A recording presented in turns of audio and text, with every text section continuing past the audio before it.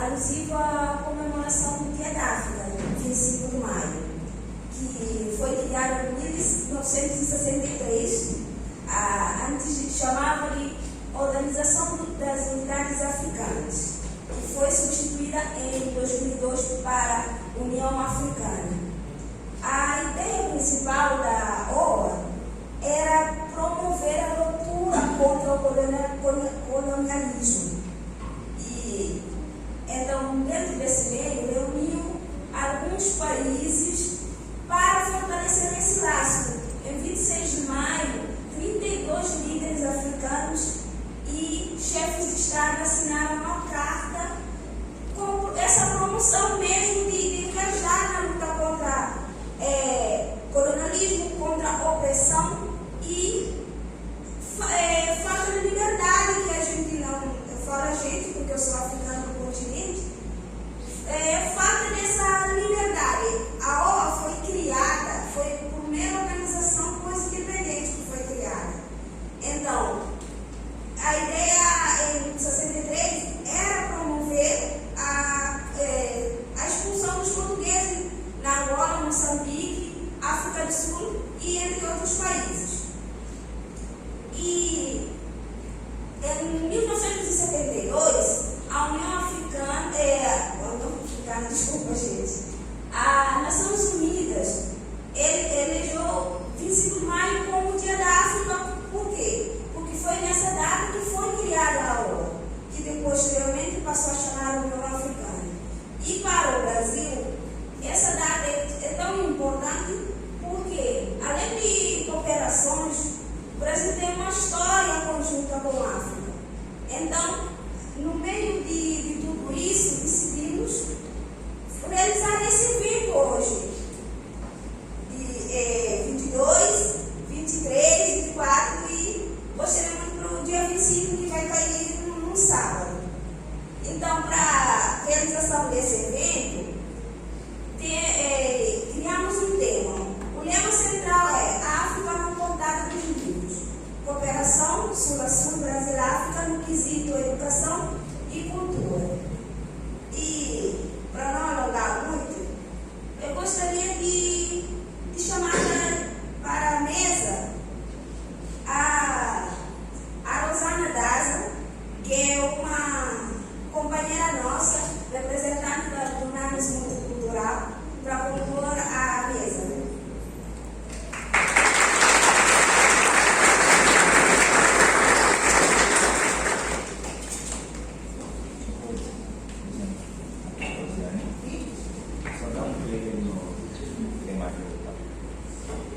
Em seguida, chamo o professor Edwin Borges, representante da comunidade africana aqui em Dourados.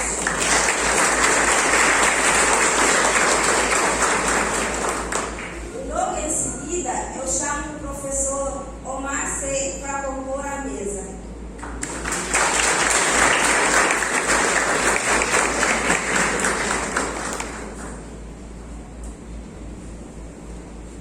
Em seguida, o professor Dr. Alfa Omar Diallo.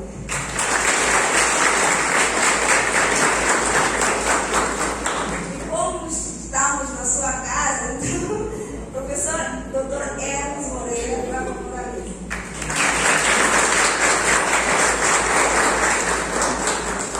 Então, professor Hermes, você vai dar aqui ao evento.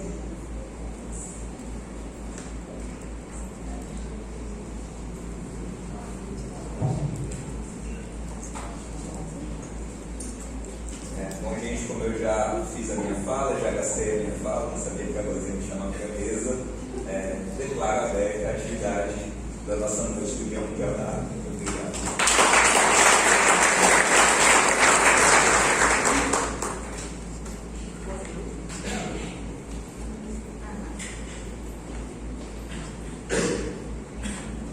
Oi, boa noite. Primeiramente, eu gostaria de agradecer a oportunidade de estar nessa mesa, também foi surpresa. Mas algo também importante, gosto também de ver o auditório cheio de pessoas uma temática sumamente importante. A gente fez uma comunidade aqui no município e considera que não somente a comunidade africana precisa ter um espaço de visibilidade dentro do nosso município, também a gente precisa, como migrantes, dar a conhecer a cultura, a história, as línguas que cada um de nós tem.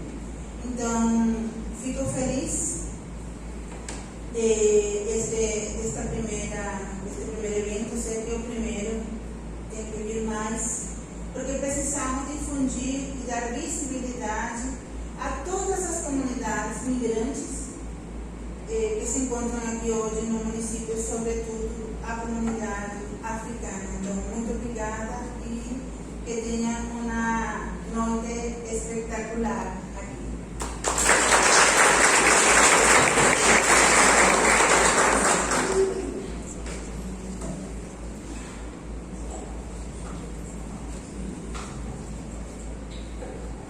Pessoal, boa noite. Me chamo Edwin. Eu vou estar aqui hoje conversando com vocês sobre um time de futebol que a gente criou aqui em Dourados, estudantes africanos, também alunos de graduação, pós-graduação, professores também da FGD. Vou falar como que a gente tem se estruturado como uma comissão da comunidade africana, estamos nos organizando. Acho que inicialmente é isso. Agradeço também a oportunidade de estar aqui. Acho que é uma oportunidade ímpar que estamos tendo, para falar um pouco mais sobre o continente africano, o continente amplo. Aqui temos vários alunos que vêm aqui fazer graduação. Eu sou um exemplo, eu me formei aqui em Geografia, aqui na FGD. Hoje atuo como professor na rede privada. Também dou aula de inglês, professor de inglês e geografia, e é uma oportunidade de conhecermos várias realidades, ouvir as experiências, na primeira palavra. Aqui, relações internacionais, com certeza vocês acabam abordando o continente. O Brasil é um país que aposta e acredita no nosso continente, e a gente vem desenvolvendo relações Brasil-África, África-Brasil, cada vez mais próximas, e que tem beneficiado ambas as realidades. Então, eu espero que seja um encontro proveitoso, tanto para vocês, quanto para nós também. Então, tragam perguntas, inquietações, e aquilo que a gente for, e aquilo que tiver a nossa possibilidade de responder, será um prazer. Muito obrigado por enquanto.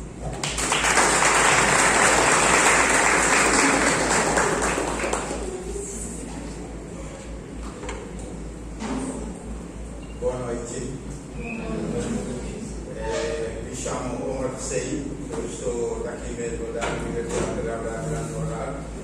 Eu sou professor da Faculdade de Engenharia, principalmente dos cursos de Engenharia de Energia e Engenharia Mecânica.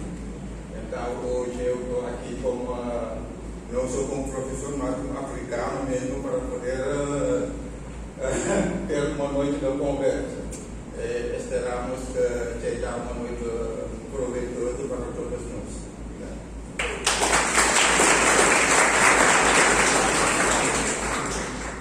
Boa noite a todos e a todas. Eu estou na minha casa, me chamo Avô Marcado, sou professor da FAQIR, sou senegalês.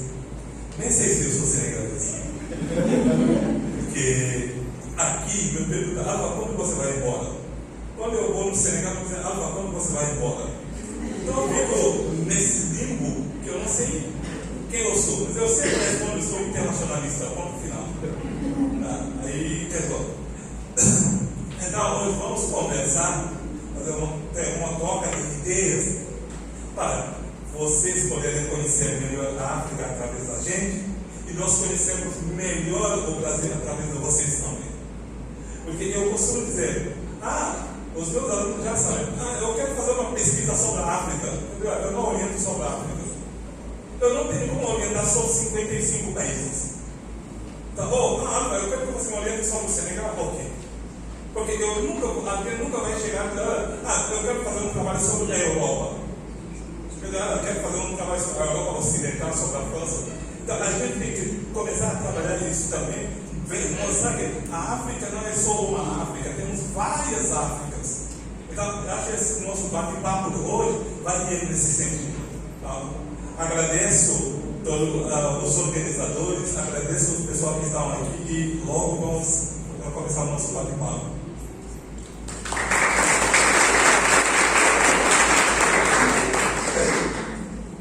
Então, como essa é a mesa da leitura, né? Vou pedir as pessoas, passo a parte mais difícil.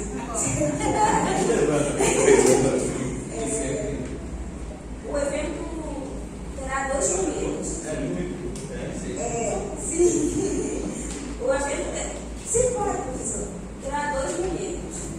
Nesse segundo momento, teremos alguns estudantes que vão falar sobre experiências e trajetória da vida deles para o Brasil.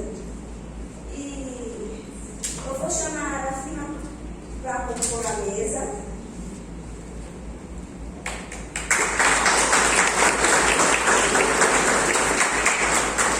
A Paty é a segunda.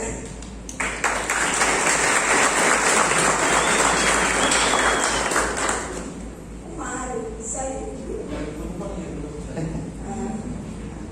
Então, eu vou chamar o Edson de novo. O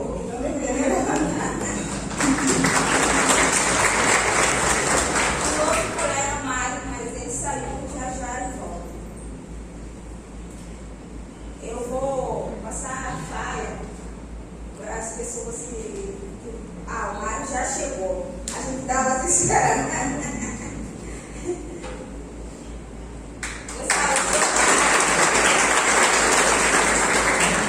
Eu vou deixar para cada um se apresentar. Boa noite. Uma vez que eu fui o último a ser chamado, eu sou o Mário Meireles Perdomanique, eu sou moçambicano. Dentro de Moçambique, eu pertenço a 2 províncias. Sou nativo da província de Gaza, mas crescido na província de Maputo. Aliás, 3 na cidade de Maputo. Província e cidade de Maputo.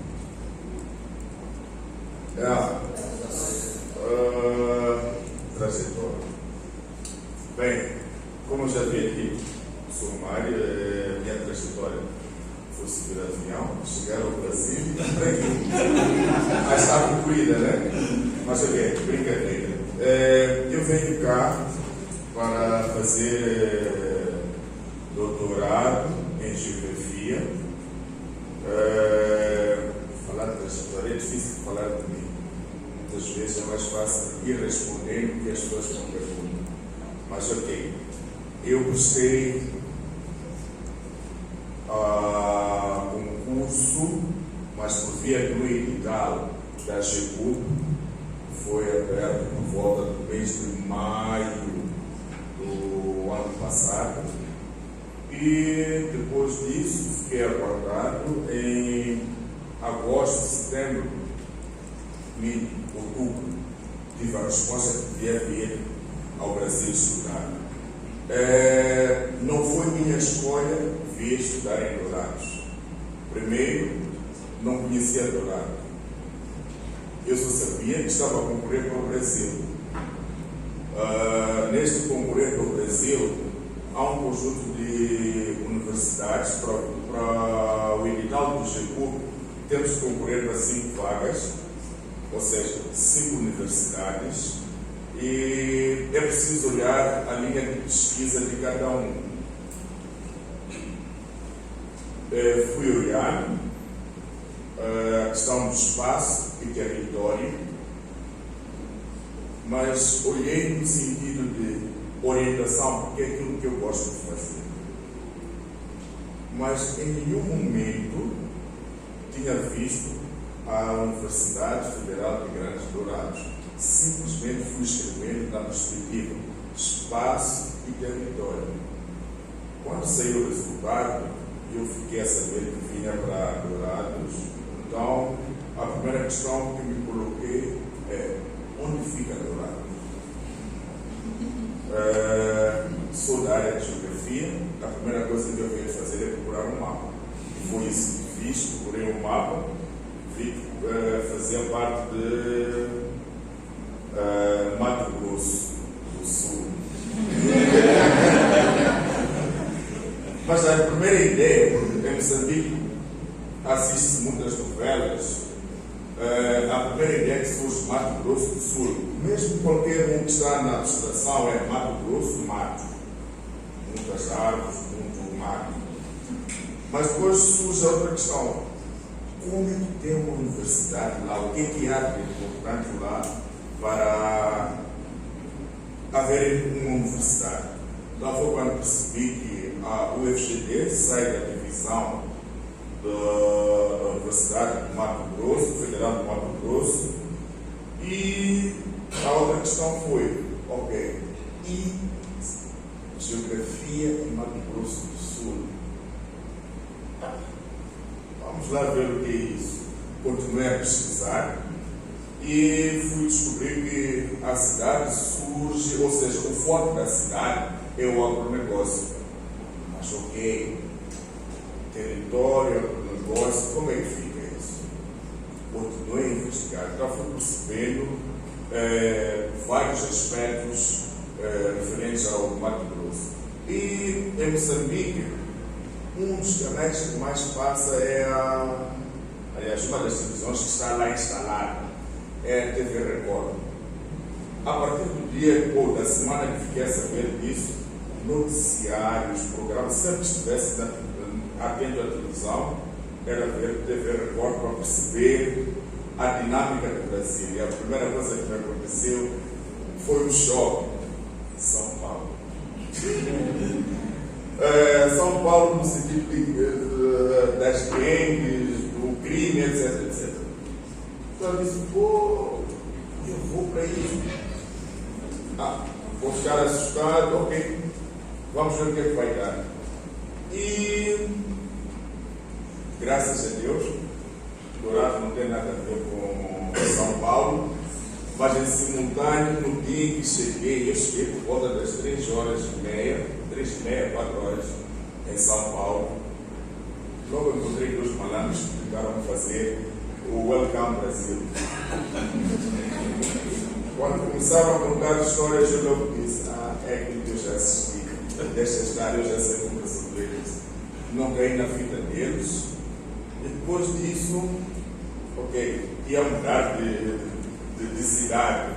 1h30 de voo, eu senti o voo de 1h30.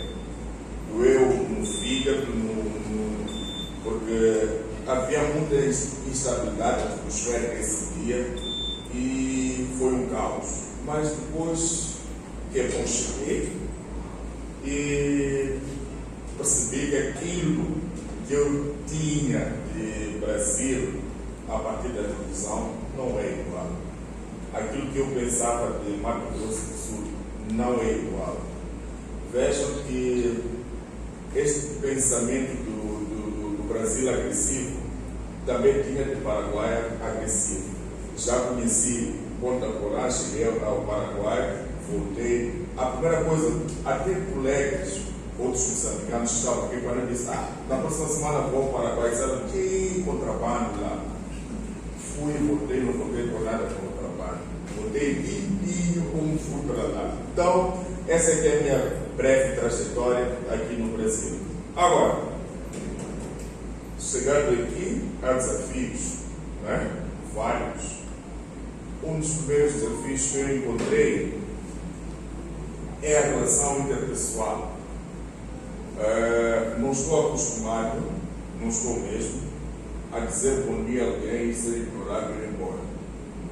Perceberam? Não,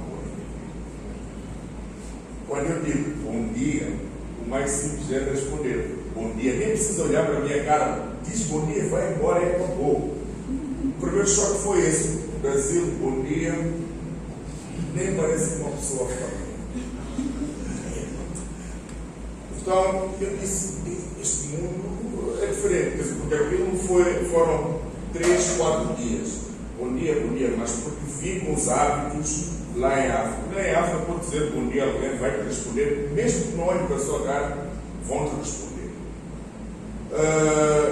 O outro aspecto foi a questão, não sei se é aqui que devo falar, da documentação. Vocês estão fazendo direito, relações internacionais. Eu creio que é o melhor sítio para falar. É muito difícil ter documentos, ainda que tenha havido um modo legal.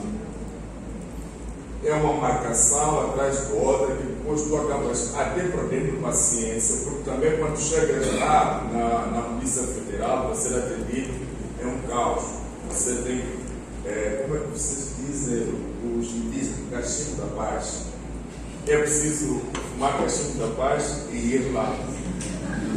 Caso contrário, não há paz. Mas,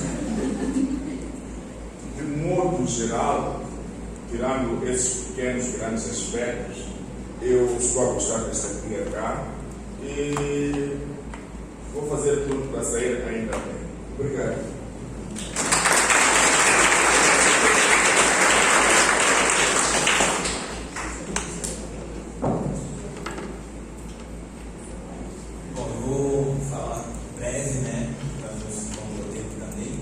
Bom, minha trajetória foi um pouco diferente do Mário, meu colega lá na geografia. Acho que essa é a pergunta que todos fazem para nós, né? Por que Dourados? Estrangeiro, quer entrar no Rio de Janeiro, curtindo a praia, São Paulo, aquela muvuca lá, sempre perguntam por que Dourados. Bom, no meu caso, eu estudei uma parte da minha vida em Guiné-Bissau, morei em Guiné até os 9 anos, fiz o meu ensino primário, depois eu fui para Cabo Verde. Cabo Verde eu fiz o meu ensino, terminei o meu ensino lá em Cabo Verde, e depois eu vim para o Brasil. Quando eu terminei o ensino médio em Cabo Verde, via de regra, nós nos candidatamos ao programa de graduação, PEG-G. O Paty e a Rafina, eles vão falar um pouco dessa experiência. O meu foi diferente.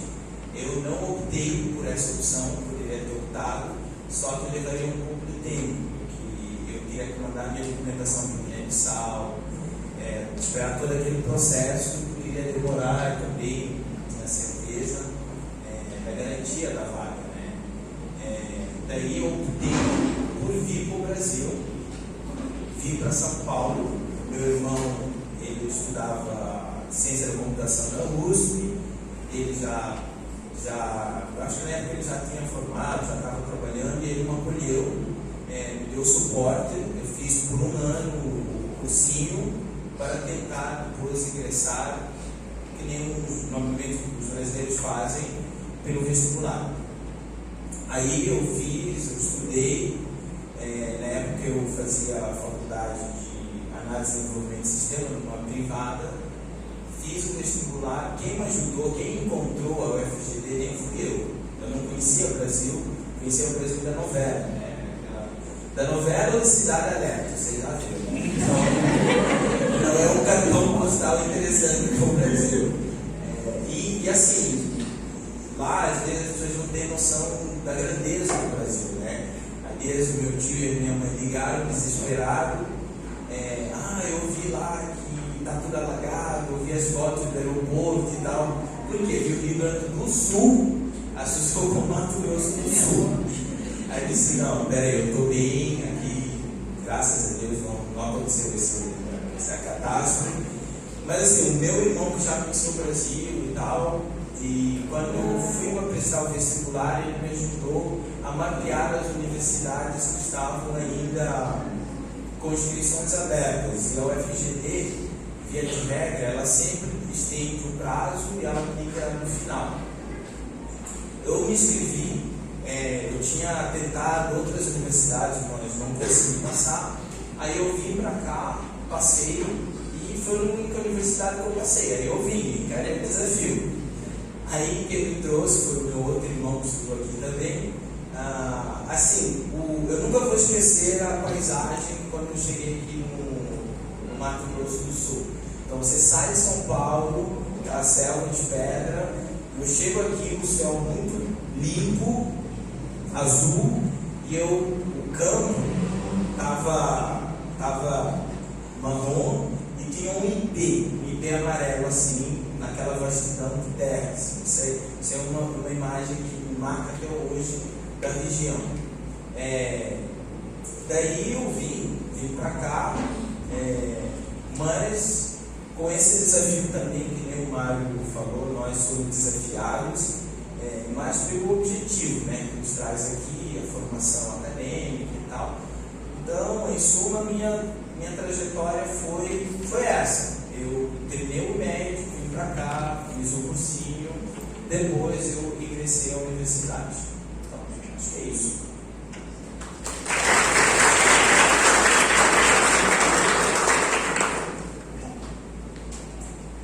Boa noite, pessoal. Eu me chamo minha parte de Sandra Boca, eu acho que algumas pessoas que já me conhecem. Então, eu vou falar um pouquinho da minha trajetória também. Eu estudei em Guiné-Bissau, depois, eu também era. O que eu queria fazer em Guiné-Bissau era jogar bola e ser médico. Eu fiz duas coisas. Acabei não sendo nem um nem outro. Lá também eu consegui ser um jogador do campeonato nacional, jogador profissional lá. Aí, de acordo com o tempo que foi indo, aí eu percebi que lá também o futebol tem muito valorizado. Aí eu fiz a eletricidade, uma escola lá, escola italiana, terminei. Aí comecei a trabalhar. Depois apareceu um programa chamado PG, que eu já tinha conhecido. Mas aqui tinha uma prima minha que morava em Paris e queria me levar, eu não queria ficar. Aí eu fui incentivado pela uma mulher que trabalhava na embaixada. Pode se candidatar, porque eu sempre sei que tinha que vão dar isso. Como imigrar para a Europa é muito difícil, ainda principalmente para os meninos africanos, eles acham que é um registro migratório. Essa enrolação eu fiz a prova lá e passei, escrevi para agronomia e energia. Só que a agronomia, porque o padrão do meu pai de trabalho era engenheiro agrônomo. Aí tem um menino que estudou aqui, que era de Salão Vencido, depois um livro de agronomia. Aí eu li o livro e gostei. Aí eu escrevi para agronomia e energia. Eu passei na energia. Eu cheguei também aqui, um ano depois, não gostei. Aí eu fui mulher para agronomia. Comecei a fazer agronomia em 2018. Depois eu terminei. Mas a única coisa também, os primeiros choques que eu tive, porque no Brasil que a gente conhece, que eu conheço, são duas coisas que eu falo. Ou esse cara alerta ou ele é novela. Aí primeiro que eu cheguei em São Paulo, eu lembro muito bem que quando eu estava lá, eu deixei a minha mala na frente, com medo de alguém me roubar a mala. Aí chegou um menino, você tem R$1 para me oferecer? Aí, quando ele falava em português, eu falava em francês. Eu falava, não, acho que é como meu pai. Eu falava, você não sabe falar português? Eu falava, não, é como meu pai. Eu falava, não, você não sabe francês. Quer dizer, tem uma hora que eu respondi em português. Se ele prestasse muita atenção, ele ia saber que eu sei, mas eu estava fingindo que não sei. Aí eu mudei para o lugar do aeroporto, tive que ir a Congonha. Cheguei também lá, tive que fazer o meu check-in. Fiz o check-in, era para ir para Campo Grande. Só que eu tinha pagado passagem no avião. Aí a mulher me deu um papel lá e falou, cai naquele ônibus. Eu falei, não, o papel é meu, não vou ver como. Ele falou, não, é meu. Eu falei, não, eu paguei nem ônibus, não posso. Aí ele falou, eu fui. Aí cheguei também um cara assim, eu falei, mas quantas horas de viagem aqui para o avião? Ele falou, não, perto de 1 hora. Aí eu fiquei tão bravo que o ônibus me levou até o avião. Aí já não falei nada, foi aí também cheguei aqui, essa diferença, porque lá em Guiné-Bissau, na universidade, aí as universidades eram associadas, tudo. Aí o primeiro dia que eu fui para a universidade, aí com o chapéu, tudo ali, cheguei lá, aí eu vi todo um pouco de chinelo, essas coisas assim, e fiquei, gente, de onde eu vou? Aí para piorar a situação, me chamaram lá na frente para pintar a unha, pintar a cara, assim. Eu lembro que tem quando eu mandei a foto para minha tia e falou, você não está estudando não? Eu falei, não, tia, aqui o meu dia é assim. Aí vai para a cabelo, eu falei, não, eu sei que ele não deve ser também não. Aí comecei a fazer trajetória, economia, tive muita dificuldade, choque cultural, porque eu acho que aqui na época no Eldorado, as pessoas de tonalidade de pele, tão escuro que nem eu, eram muito, assim, não era tão. Aí quando você saía na rua, todo aí você se incomoda no momento, mas depois você acaba percebendo que não, você é uma pessoa diferente do outro. Aí eles te olham, sei lá, você chega, aí começa a perguntar, fazer perguntas curiosas. Você não, eu sou da igreja de São Rafa. Você já não mundial? É sério, não é brincadeira, é sério. Eu falei, não, porque tinha processo seletivo lá na Universidade Federal para ingressar na seleção. Aí, aquele vídeo, quem já fez seletivo sabe, você rola, depois ele faz o vídeo. Só que eu era atleta de igreja, eu corri com todo mundo deles e disse. Aí, quando eu fui para fazer, tinha uma professora lá, que era professora de cálculo, eu fui lá para estudar com ela. Aí ela me falou, a gente estava falando com você joga muito bem seu core. Eu falei, sabe o que a gente estava falando lá? Eu falei, não, que você já estava acostumado com ele, porque você corre uma coisa do tempo. Aí eu fiquei lá também. Eu falei, não, eu nunca vi um animado. Aí comecei a contar para ela assim, eu falei, não, a casa tem país, no continente, vai contando. Aí eu falei, não, desculpa, porque aqui não sabe. Mas são tantas perguntas que disputa assim em relação a isso, aí que fica meio assim. Você fica meio incomodado. Eu comecei a entrar nesse projeto de tentar, porque a gente já está aqui, temos que fazer alguma coisa. Aí eu percebi que é um tipo de futebol que eu acho que a maioria se conhece, que é o Red Panther. Que a gente tinha esse time não só jogar futebol, mas também estender, depois estender para encontrar mais gente. Porque no futebol aí, mais rápido você encontra pessoas. Aí eu participei desse time e hoje em dia a gente está tentando estruturar a oportunidade africana que não tinha aqui. Então, a gente está nesse processo, terminei a graduação agora na agronomia e estou fazendo mestrado em agronomia. Então, eu espero que essa palestra rende bastante, que vocês aproveitem bastante com a gente. E também vai, porque não tem ninguém mais que vocês para contar a história de vocês, não tem ninguém mais que a gente para contar a nossa história. Se surgir a dúvida, perguntem, vai ter palestra, aí vocês perguntam para selar essa dúvida, porque para não perguntar, você já não deu tempo. Obrigado, pessoal.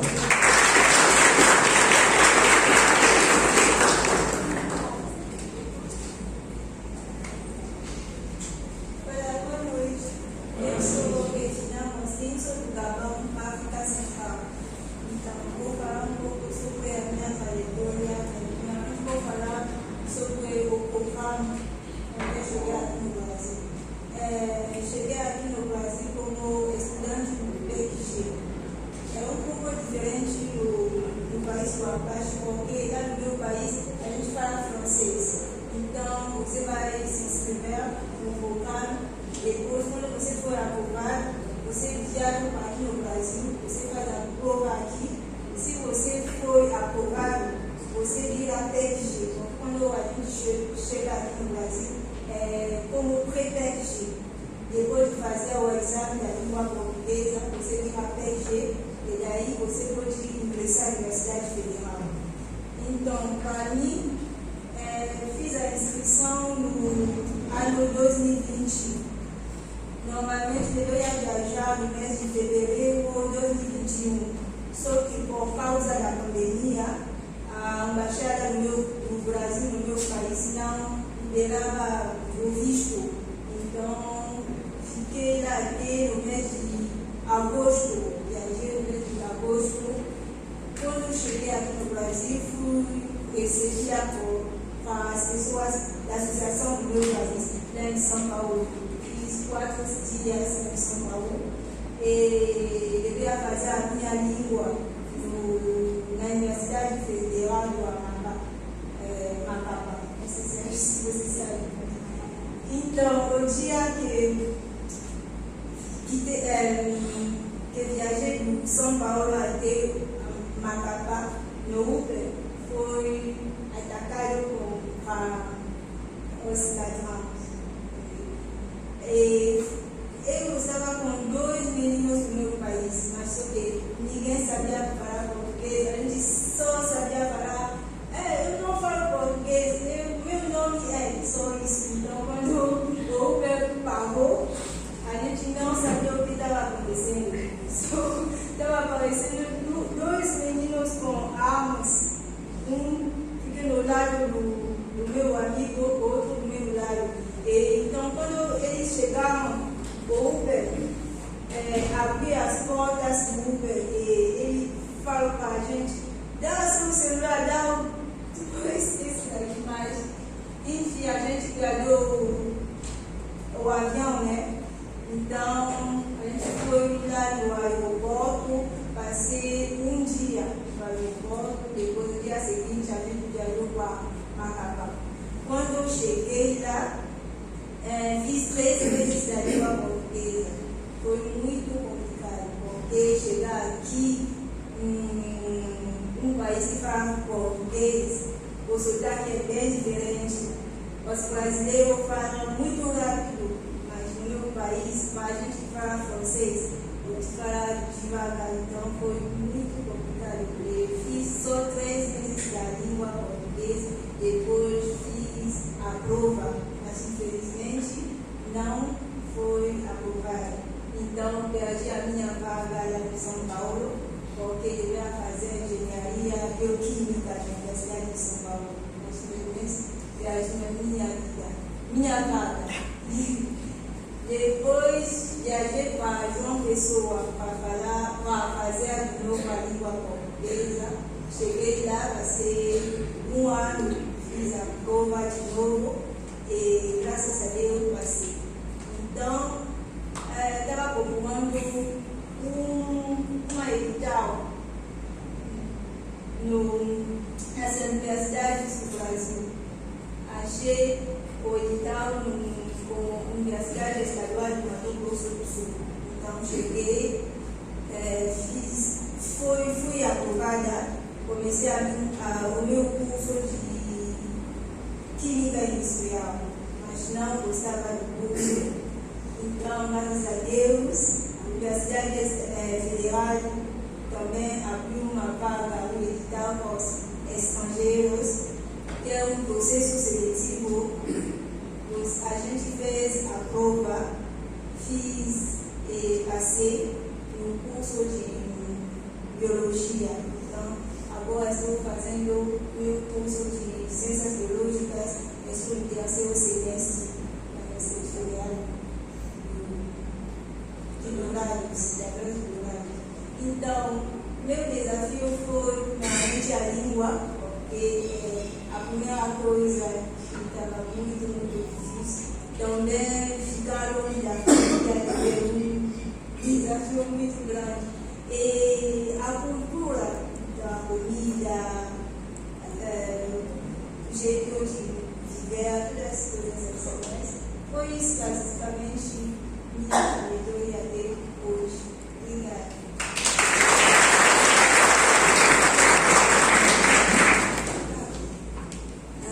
Quero agradecer a fala de cada um de vocês, que não é fácil. As experiências aqui relatam, eu acho que praticamente todos os africanos vivos no Brasil passamos por essas experiências. E para a Rafina, que não fala português, talvez é muito mais difícil. Imagina para as pessoas de língua portuguesa. É difícil você chegar num lugar novo com pessoas novas. Já é extremamente difícil. Imagina para quem não fala português. Aí você fica no meio das pessoas, olhando para tudo e fala, aqui é diferente. A sensação do primeiro momento é voltar. Eu quero voltar. Mas quando o sonho de conquistar uma diploma é tão grande, você mergulha de cabeça. Eu quero agradecer muito pelas falas de vocês. E agora vamos dar seguimento para a próxima parte.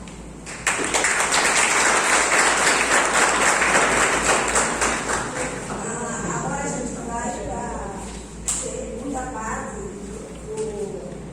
desse encontro. A gente vai convidar o palestrante, que é o Fernando Ciá. Vou ler um pouquinho da bibliografia dele. Doutorando em Educação pelo Programa de Pós-Graduação em Educação da Faculdade de Educação da Universidade Federal de Dourados, na linha de pesquisa políticas e gestão educacional, sob a orientação da professora Kézia Rezende, é bolsista de Grupo de Cooperação Internacional da Universidade Brasileira, GECU, mestre em Educação pela Faculdade de Educação da Universidade Federal do Rio Grande do Sul, Programa de Pós-Graduação em Educação, pós-graduação em Ciências Humanas, ambos pela Universidade, graduando pelas Ciências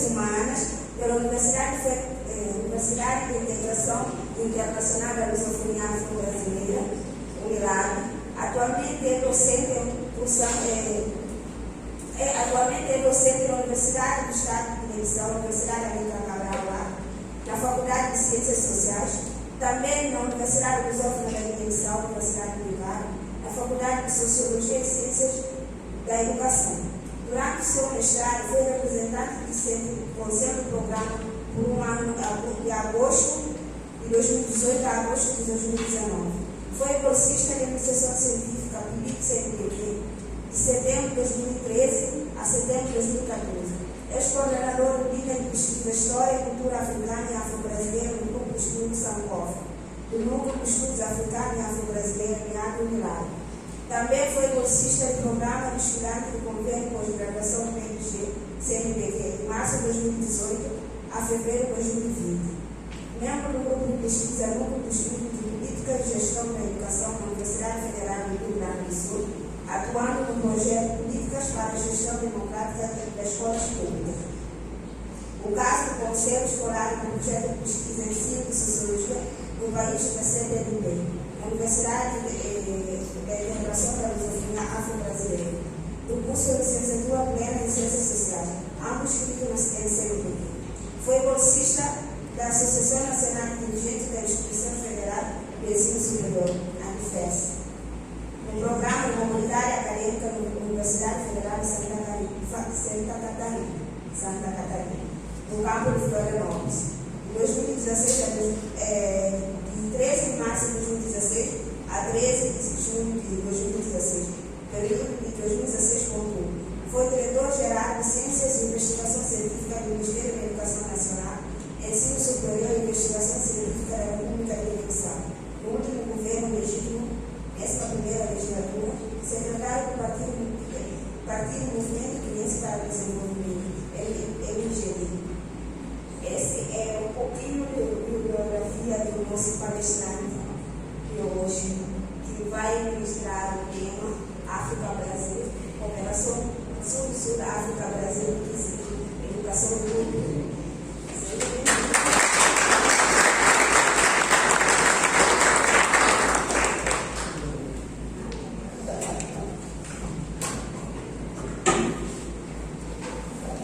Boa noite. Eu acho que sem microfone vão me ouvir, né? Não vão me ouvir sem microfone? Sim. Acho que tem um bom timbre, né? Obrigado.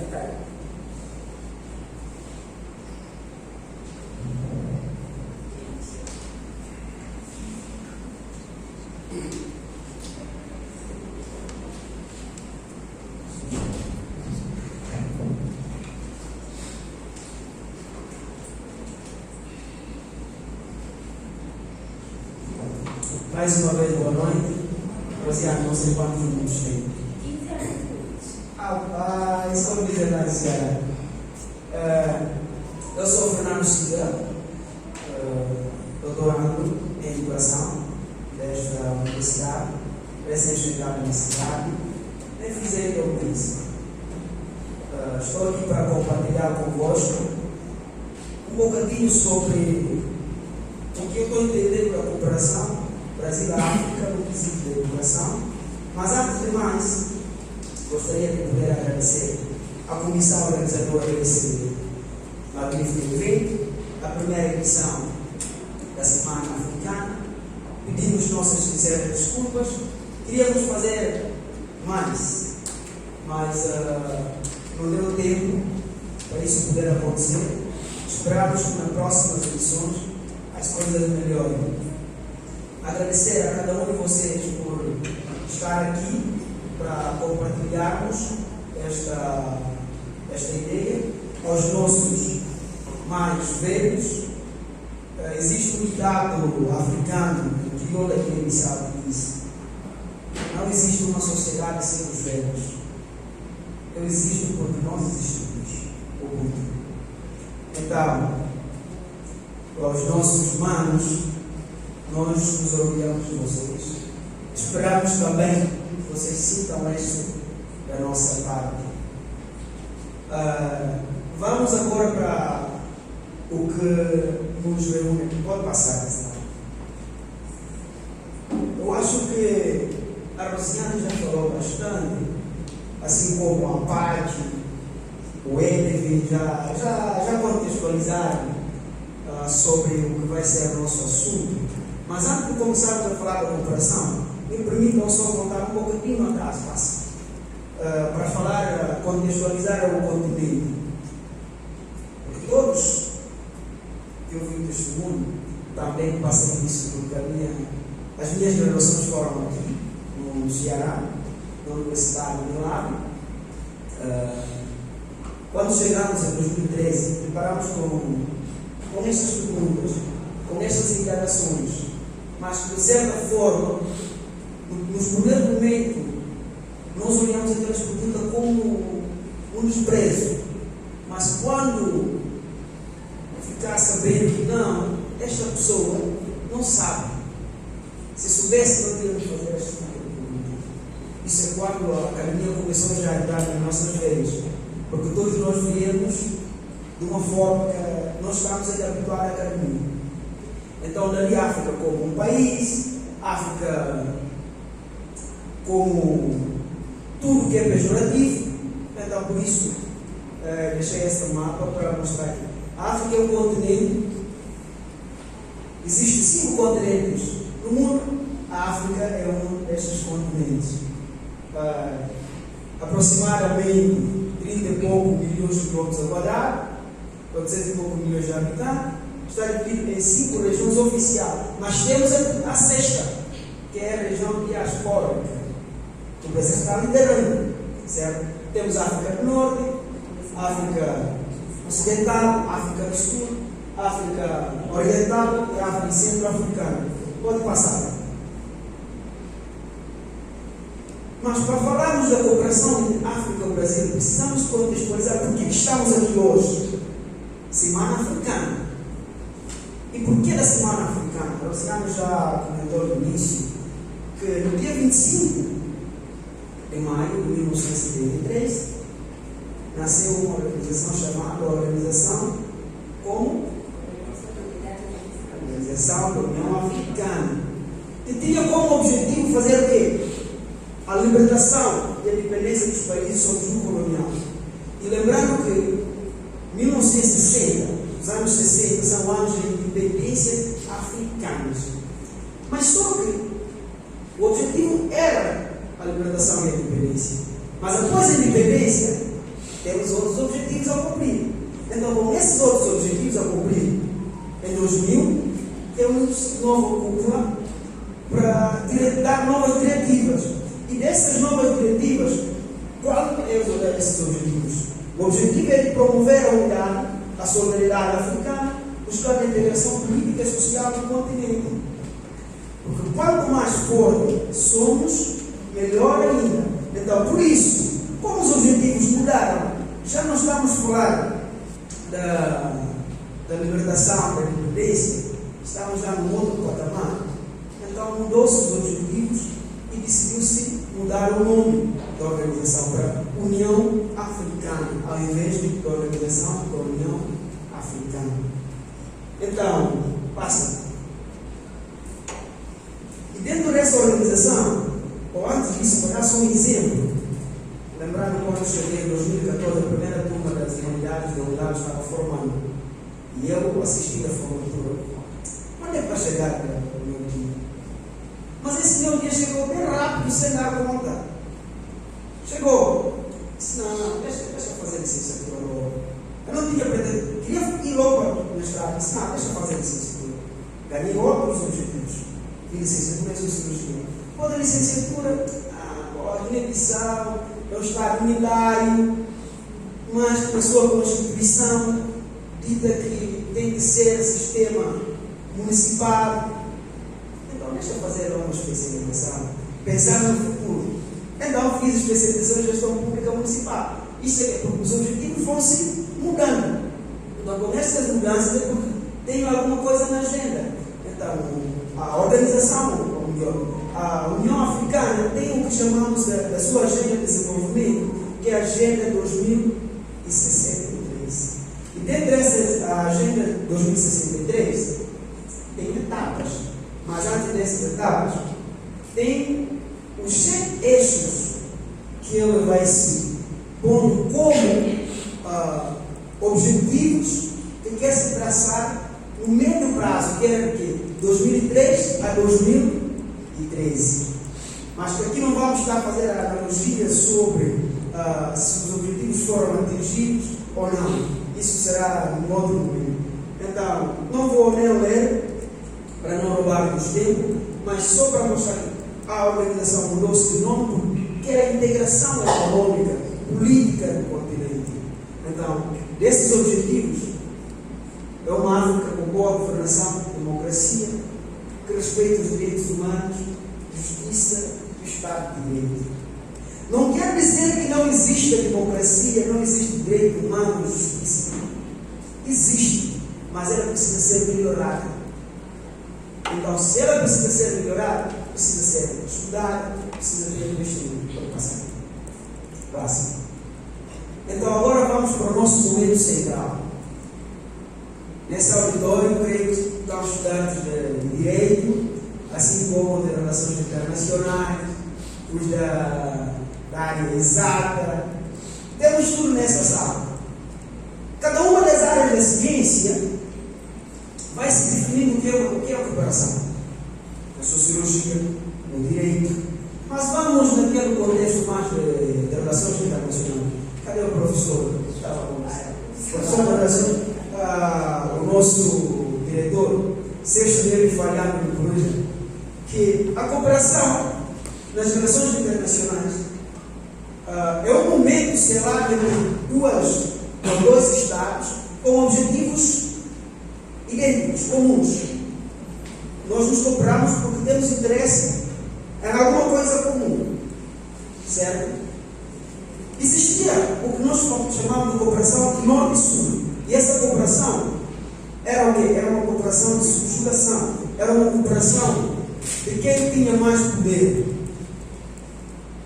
Eu estou aqui, é como se fosse essa nossa sala, na pedagogia da escola nova, já não aceita esse tipo de configuração.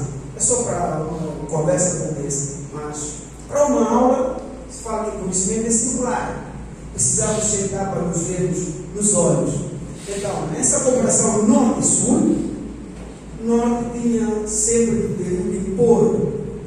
Mas como a cooperação sul-sul, nós vamos usar esse termo solidário, nem quero fazer um debate sociológico aqui a partir de Tecnologia, mas vamos tentar puxar um pouquinho para poder compreender. E vamos mostrar para dizer que cooperação sul-sul passa. Essa cooperação técnica entre os países em desenvolvimento do sul global é uma ferramenta usada por países, por Estados, organizações internacionais, acadêmicos, por aí fora. E aonde vai entrar o nosso Brasil e em relação à África e à África em relação ao Brasil? Estamos falando de um país em relação a um continente e um continente para um país. Então, na cooperação norte e sul, quem detém mais poder aqui mostra que tem tudo. Por exemplo, o Brasil não vai se ver na antiga cooperação, moldes de cooperação. Se formos ver o discurso de Lula, logo da posse, 2003, salvo erro, vai falar da unidade nacional, vai falar da autonomia do Estado brasileiro, do jogo no xadrez internacional, da política externa, que já vinha embutido.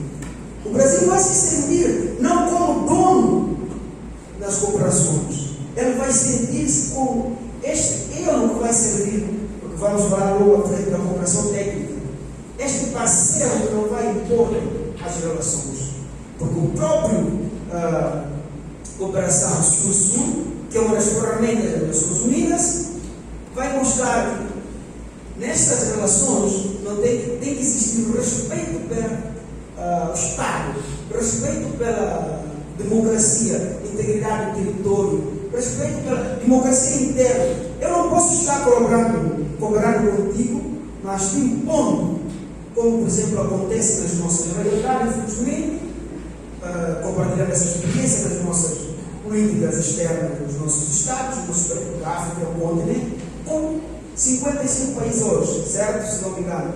55 países. Cada um desses países tem a sua especificidade. Então, pegamos aqueles mais fracos em termos econômicos. O que é que o Bruno faz lá? Unicef, porque são eles ditando regras do nosso sistema educativo, porque tu vai ter financiamento. Se não fizer de acordo com o entidade de regra, tu não vai receber financiamento. Então, isto não é cooperação sul-sul, isto não é cooperação solidária. Então, nessa cooperação, o Brasil não vai te impor. O Brasil simplesmente vai fazer o quê? Vai sair desse erro para te orientar nos aspectos. Quais são esses aspectos?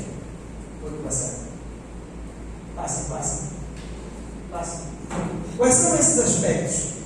Se falarmos aqui intercâmbio das experiências nas áreas similares e tudo mais, então o Brasil tem o seu forte. Aqui em São também tem o seu forte. Senegal tem o seu forte. Moçambique tem o seu forte. Cabo Verde tem o seu forte. Gabão. Então o que é que vai acontecer?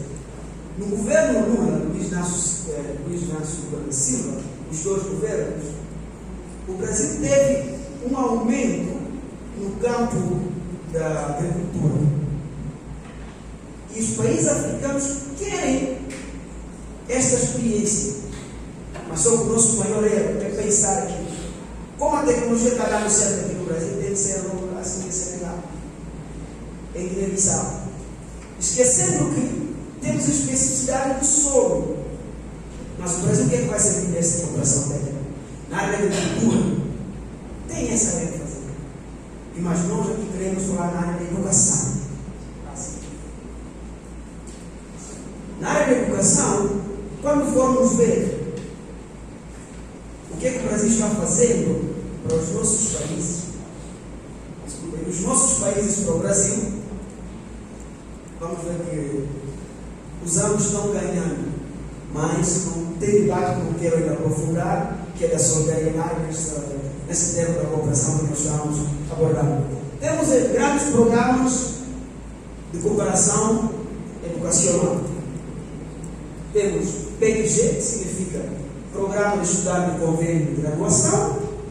Temos o PPG, Programa de Estudante de Convênio de Pós-Graduação. Temos a UNILAB, que é a Universidade de Integração Internacional da Lusofonia Afro-Brasileira, que tem um convênio específico entre os países do PALOP com o Brasil. Países do PALOP são o quê? Países africanos oficial da língua portuguesa. Lembrando que, como o Brasil foi colônia portuguesa, assim também alguns países na África foram da colônia portuguesa. Por exemplo, Guiné-Bissau, Cabo Verde, Moçambique, São Tomé, Angola. Certo? Timor-Leste já era, tocamos a Ásia. Então, temos o GECU, Grupo da Comunidade Internacional das Universidades Brasileiras. E, por fim, temos o Senai. Eu acho que a parte foi o Senai. Acho que o Senai tem em Cabo Verde, em Moçambique, mas em Guiné existe Senai, que é da Escola de Formação Técnica. Temos a eletricidade, canalização, carpintaria, por aí fora. Então, o que é que esses programas querem dizer? O programa mais antigo é PEG. Eu fiquei meio surpreso em 2019, ou então, como se chama, o embaixador brasileiro, né? Fernando, não lembro da vida. Não, quando estava saindo. Fez um evento, mas foi um evento mais político. Levaram os políticos lá na frente, agora estou nesse caminho também. Levaram os políticos, sentaram lá falando da cooperação e ainda querendo dizer, não, o Brasil precisa ainda fazer mais. E quem são essa gente? São a cúpula pensante de uma certa forma da governação da Guiné-Bissau. O que estão fazendo eles para o desenvolvimento da educação na Guiné? Nada. E vai querer só ver nosso. Sabem o Pai Nosso, que rezamos na igreja, os fãs católicos. Pai Nosso que está no céu, santificado seja o vosso nome. Venha a nós o vosso reino. É só isso. Só venha a nós. Tu não dás. Certo? Então, esse programa é tão antigo, 70 e pouco foi criado. Então, porque não é publicizado dentro do Brasil e dentro da sua sociedade para mostrar a importância e o impacto destes tipos de programas. Porque nós nos deparamos com situação de achar que não, nós viemos tirar a vaga dali. Se vieste aqui tirar a vaga dali, tu fica só comendo, dormindo, não faz nada, não vagabundo. O estudante não pode ter tempo de lazer. Tomar uma cervejinha, não está problema. Tomar um refrigerante. Não, é vagabundo, não está trabalhando.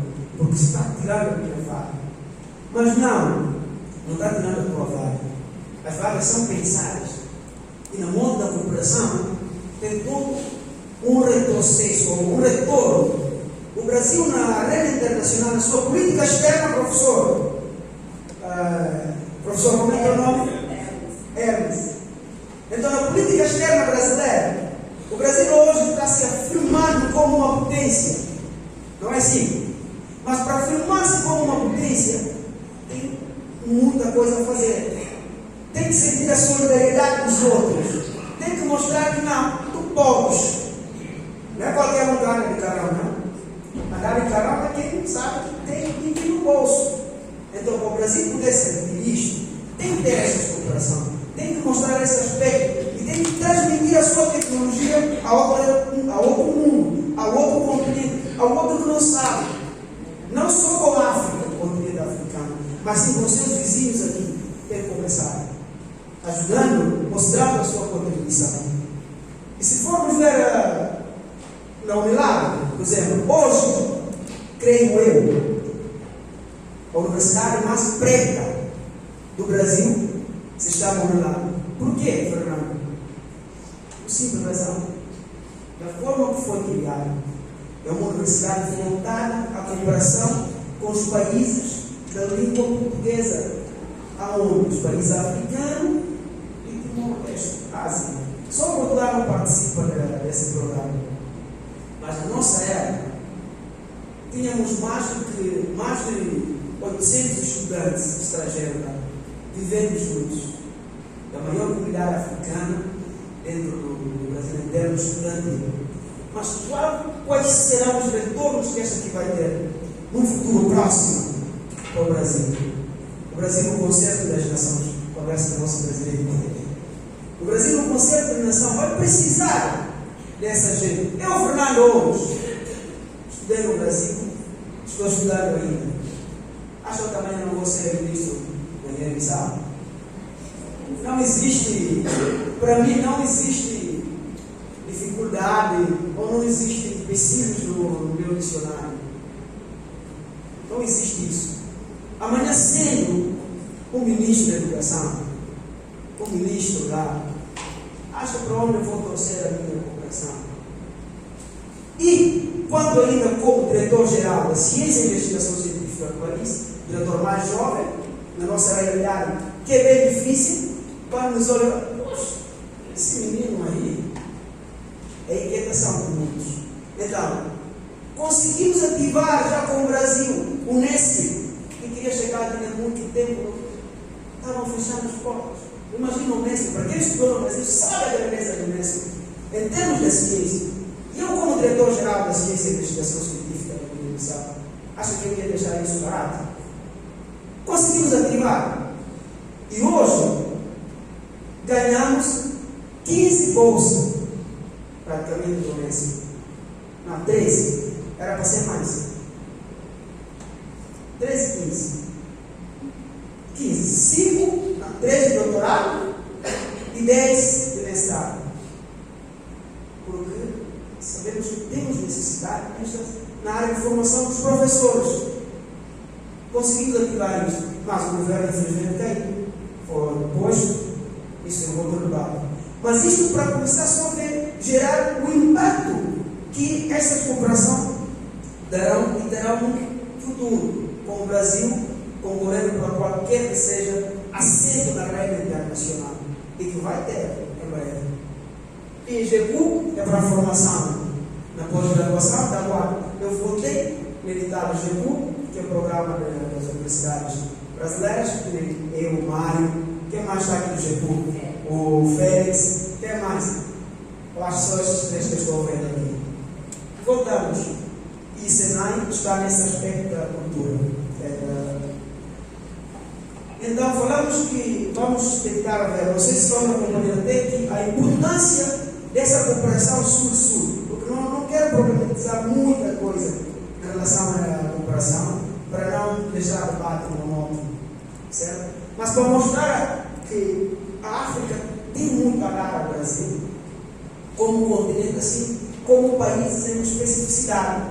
Se formos ver, por isso eu vou ver o que o continente tem a oferecer, vamos ver aspectos da música, da religião, da culinária, da língua aqui no Brasil.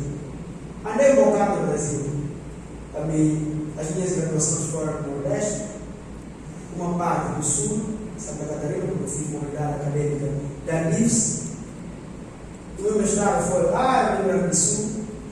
Então andei um bocadinho. Não acreditava que ia ver preto no Rio Grande do Sul.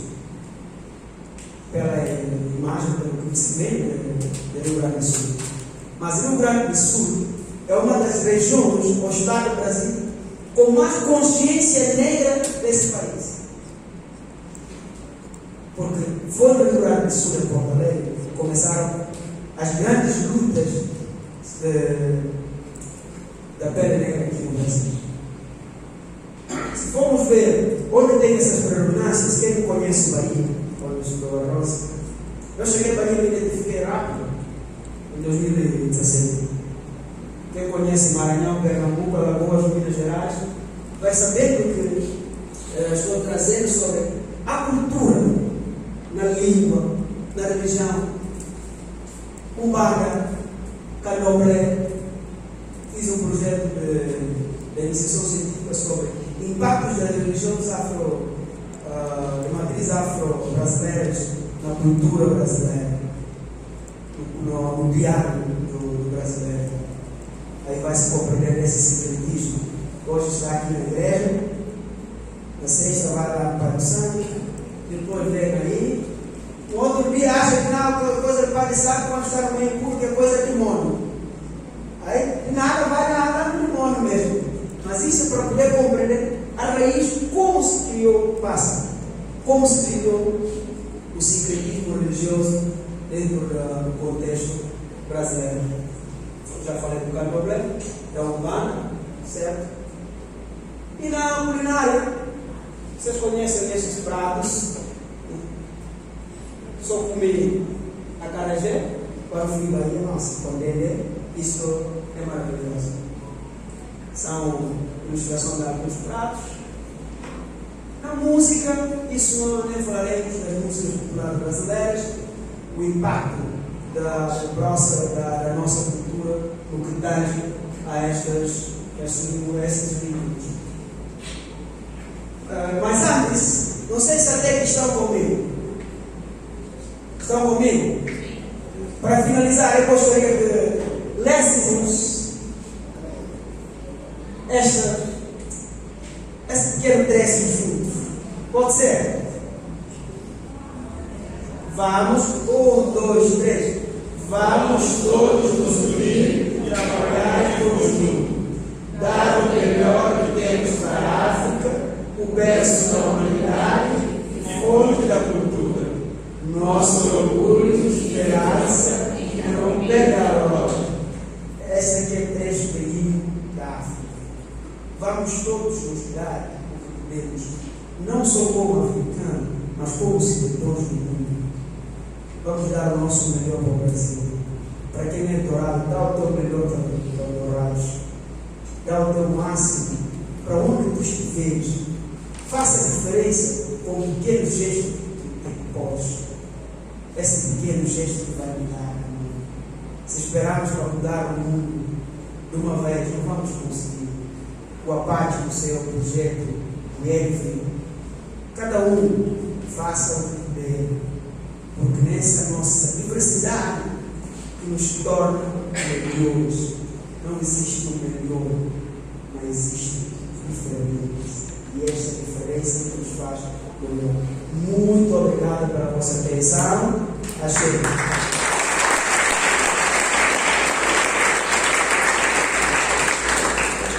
E agora estarei para as inquietações. Sintam-se à vontade de questionar-me. O que eu não souber falar, por isso existem os anciões. Muito obrigado. Obrigada, Fernando, por essa gentil explanação. Agora, mando bola para vocês. Está aberta as perguntas para o Fernando.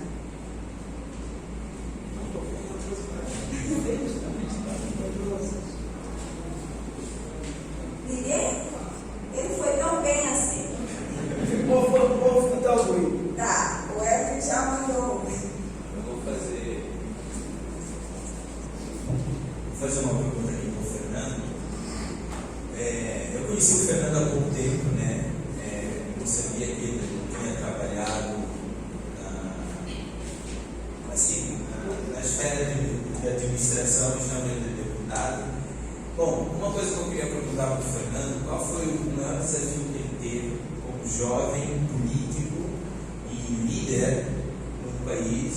Por exemplo, aqui na Bissau ela não é tão aberta a novas, como que eu vou dizer, lideranças. Aqui no Brasil é muito comum, os jovens se formam muito cedo, já vai tendo oportunidade de ingressar assim, pelos concursos públicos ou mesmo pelo setor privado, né? Como é que foi essa sua entrada? Qual foi o maior desafio?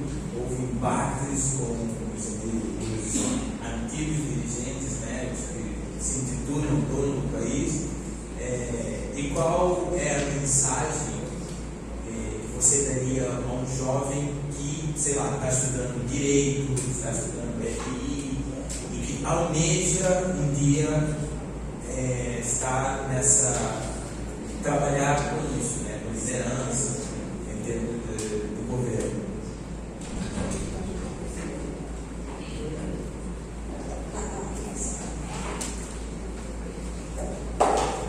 Parabéns, Fernando. Eu queria só, dentro da cooperação sul-sul na área da educação, a gente vê, como você sabe, muitos negro-americanos, muitos europeus com comunidade africana para estudar a história e a sociologia do continente africano. E poucos brasileiros vão no continente africano para estudar. Eu sei que seria mais fácil os brasileiros responder isso, mas como você que é o nosso palestrante, como a gente poderia fazer para suprir essa, não quero usar essa palavra porque ela é muito dura, mas geralmente, eu converso com colegas meus, negros, brasileiros, eu conheço os Estados Unidos, conheço a Europa, eu conheço a África. Nunca pensei. Então, para você se valorizar, conheça as suas origens. Para isso, como a gente pode fazer aqui no Brasil para suprir esse pensamento de que a Europa ou o Oriente tem tudo para oferecer e a África não tem nada para oferecer?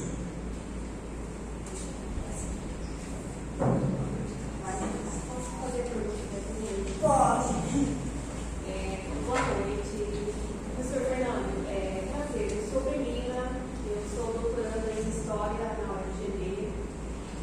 E a minha pergunta, ela vai um pouco na contramão da palestra do próprio título, né? Que a África não contava nos livros. E eu vou falar dos livros, isso que eu falo de outra coisa, tá? Atualmente, eu pesquiso uma coleção, que é a coleção História Geral da África. Eu não pesquiso o texto da coleção, porque isso já foi feito. Então eu pesquiso a cena política que acionou, né, que é a Lei 10.639, que foi a agente da tradução desse material e da distribuição desse material no Brasil. Então eu estou terminando ainda essa pesquisa, essa cena política, estou ainda chegando nos professores que receberam e trabalharam nesse material dentro dos institutos federais. E aí, como você está no doutorado também da educação e pela sua experiência, então a pergunta é assim: o que você tem a dizer desse material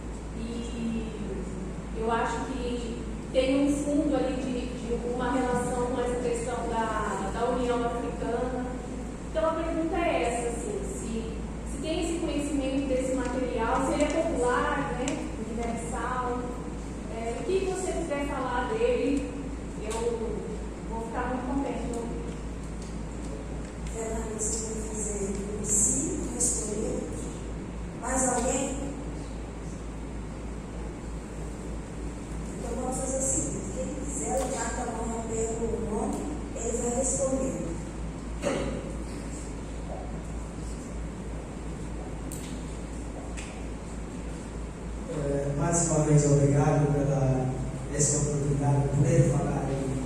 Eu gosto de falar, de compartilhar a experiência. Eu acho que vou começar do último para o primeiro. Como dizem, os primeiros serão os últimos, os últimos serão os primeiros. Infelizmente. É Belina, né? Isso, Belina. É um instrumento interessante e que precisa ser visto, para mim, de duas formas. Porque não só basta pensar no aspecto político, que é uma questão, mas a segunda questão é o aspecto da formação.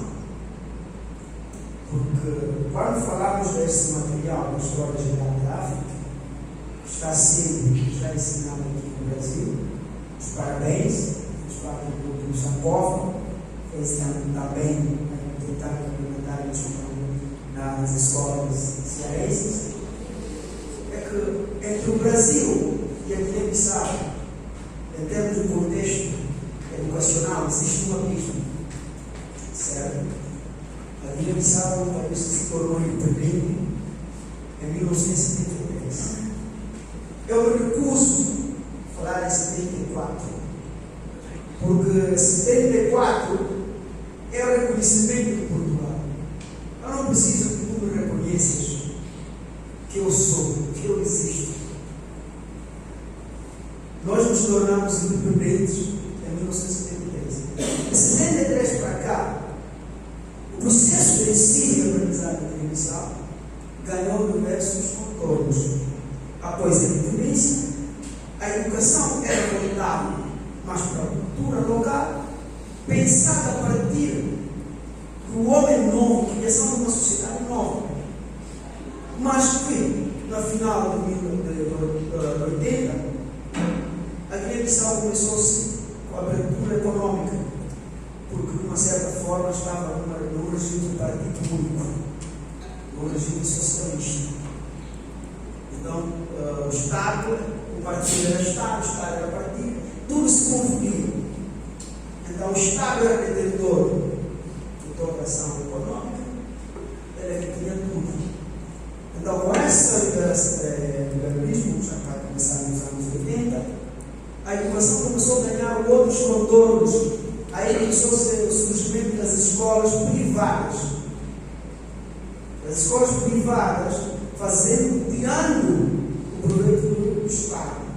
Porque quem é o Estado? Quem é este Estado? Esse agente regulador. Somos nós. Então, se nós decidirmos que não, vamos criar escolas privadas, o que é que eu tenho que fazer primeiro? Vou boicotar as ações do Estado. Não pagar os professores, deixando-nos numa situação de trabalho miserável. Os estudantes das escolas vão fazer o quê? Vão matricular os filhos nas escolas privadas, porque lá não vai ter greve. Porque lá, nas instituições privadas, por isso, o sindicalismo funciona nas instituições públicas. Uma instituição privada com o sindicalismo, o Brasil está a avançar mais na nossa realidade, ou fala de Guiné-Bissau, numa instituição privada ter o sindicato, o patronato acaba com uma hora. E tira o trabalho. Como é que vai ter mais sindicato? Então, isto quer dizer o quê? Nas nossas realidades, ainda existem certos debates que não atingimos ainda.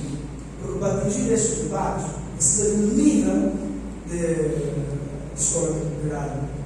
Mas é diferente já quando falamos de África, são realidades. Por exemplo, o Senegal. A realidade educativa senegalesa é diferente da realidade educativa guineense ou de Moçambique. Pode ter similaridade. O Senegal tem uma das maiores e melhores universidades do mundo, o Cheikh Anta Diop. E a Guiné está começando no processo da universidade. A primeira universidade de Guiné-Bissau foi instituída em dezembro de 1999, agosto, que era 27 de julho. Assim, 1999. E começou a funcionar em 2000. Funcionou menos de 4 anos, foi-se à falência, porque um grupo de dirigentes queria dar força a uma outra instituição privada. E a instalação do Estado, a universidade privada passou a funcionar lá. Certo? Então a universidade Estado foi boicotada. Porque essas pessoas têm interesse nessa universidade privada. Ali vão ganhar, mas na universidade Estado não vão ganhar. Então se não vão ganhar, vou para onde quer. Então por isso eu vejo duas perspectivas.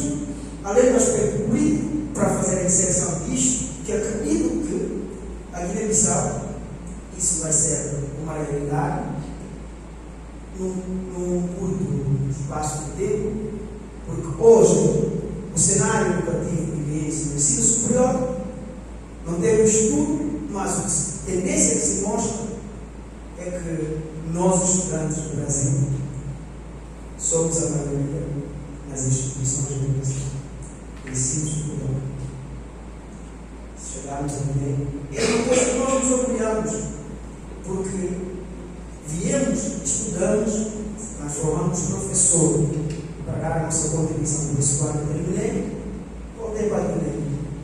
Hoje estou aqui fazendo esse trajeto. E acredito que isso vai ser uma realidade. Em relação aqui ao Brasil, está falhando. Por quê? Por simples razão. Falta de interesse política da sua implementação dessa política. Por quê? Porque não só basta a instituição de lei 10.136 não é só isto, mas como dar seguimento a estas políticas, como fazê-las funcionar. Já falaste, professor da História da África? Nas nossas universidades formamos professor da História da África. Eu cheguei à Universidade do Rio Grande do Sul, entrei numa das maiores bibliotecas das ciências sociais. Não vi um livro da África. Busquei, diga cabo a rabo. Não achei. Tive que pedir livros na Guiné. Era para oferecer lá, mas acabei de dizer nada. Nem oferecer, não vai ter muita coisa. Mandei para o Milagre. Mandei o livro para a biblioteca do Milagre. Isto quer dizer o quê? Precisamos formar os professores da história geral, história da África, história africana e afro-brasileira, criar conteúdo para isto, mas não só chegar no final do carro com a professora para completar o tempinho, mas dizer, não, para aumentar a carga horária. Não. Enquanto isso está cedo, nunca isso vai ser uma realidade. Então, é essa vontade política que está faltando a sua implementação. Vamos fazer só com o inglês feito. Indo para a pergunta do professor, não sei se eu fiz entender. Em relação ao nosso mais velho, eu acho que, como comecei na fala, respondendo a mim, acho que é nessa linha, porque nos faltam, não nos ensinam a ser quem somos. Porque quando é ensinado quem és, tu vais querer saber mais sobre ti. Então, nós temos ainda esse estigma. Por isso, a Cooperação Sul-Sul serve deste ponto, e não do opressor e oprimido, mas numa linha horizontal para cooperarmos. Enquanto que na Cooperação Norte e Sul, o processo de ensino e educação, aprendizado, é do opressor e do oprimido. Então, onde tudo o que és tu não és contado. Eu comecei a dar valor à Guiné-Bissau e aos balandas quando cheguei ao Brasil. E escrevi sobre os balandas. O meu grupo social, que nós chamamos de grupo étnico. Eu era religioso fanático, entre aspas. Não faltava missa. Não. Mas quando eu cheguei, eu comecei a comprar. O que é o Lorum? O que é nada na balada? O que é o XPP? Quando fui compreender o creio em Deus Pai Todo-Poderoso, que não seu eterno. É balada o que fala o quê? É que não seu eterno, que tem todos os poderes. Disse, mas, rapaz, que coisa é essa? Aí comecei a entender, porque estava sendo ensinado. Então acredito que precisa ter políticas fortes para a criação de novos conteúdos e com que não os já adultos, lá na base, nas creches, se lá nas creches começamos a ensinar as pessoas as diferenças, começamos a ensinar a importância de que não sou mais importante ou menos importante, esse lugar me pertence, onde quem eu devo estar, posso, tenho competências, tenho capacidade, qualidades para isto. Não vai ter curiosidade de conhecer mais. Mas enquanto isto, nunca vai poder fazer isto. Acredito que este é o caminho de novos currículos a partir do ensino básico. E prévio, eu acho que foi uma experiência fantástica, porque eu gosto de desafio. A vida sem problema, não é vida. Tem que ter problema. Homem sem dívida, não é o homem. Tem que estourar um cartão, televisão agora atrás de ti, fazer qualquer coisa, para saber que tem alguma coisa para preocupar-me. Certo? Então, para as nossas realidades ainda é uma coisa nova, mas nós já estamos adaptando, porque ter como professor universitário já jovens, nos primeiros momentos não foi fácil. Mas, é professor. É professor tão jovem. Porque nas nossas realidades, o contexto, como eu falei lá, Belém, que a educação, como somos, temos estes problemas. Então, os mais velhos que temos sempre nas academias, pelo contexto do momento, não é porque só querem estar lá. E hoje, a nossa geração está terminando esse ciclo inicial bem, um tempo, podendo entrar para a universidade. Encarei este desafio e encorajo qualquer jovem, porque acredito que o jovem não é futuro, o jovem é presente. Nós somos presente, não futuro. Futuro são as nossas crianças, mas nós somos presentes. Então, sendo presente, precisamos fazer valer a nossa opinião e precisamos estar no lugar da decisão para ter nos ouvir. Ficar na arquibancada, tua voz não chega lá no campo. Fica lá na arquibancada gritando. Então, estando lá, vai incomodar, sim, como já ficar incomodado comigo. Esse menino, eu descobri bom, uma vez assim, na academia, não existe o menino. O menino da academia é prova. Pode ser ter 1000 anos, eu tenho doutorado, tu está na licenciatura, tu que é menino academicamente. Mas não pode estar tratando numa instituição, porque estamos a falar da instituição. Numa instituição, achar que não, a tradição ainda não. A tradição respeitamos, mas lá não dá para dizer respeito da tradição.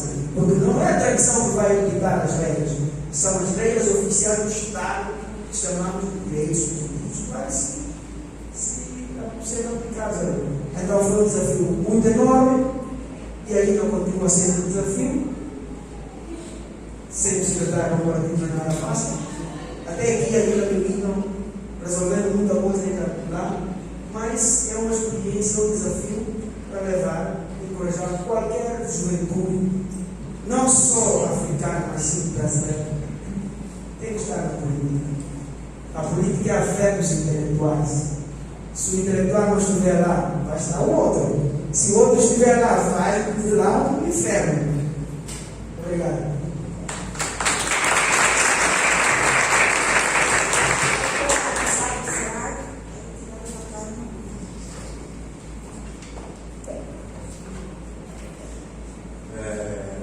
Boa noite a todos e a todas.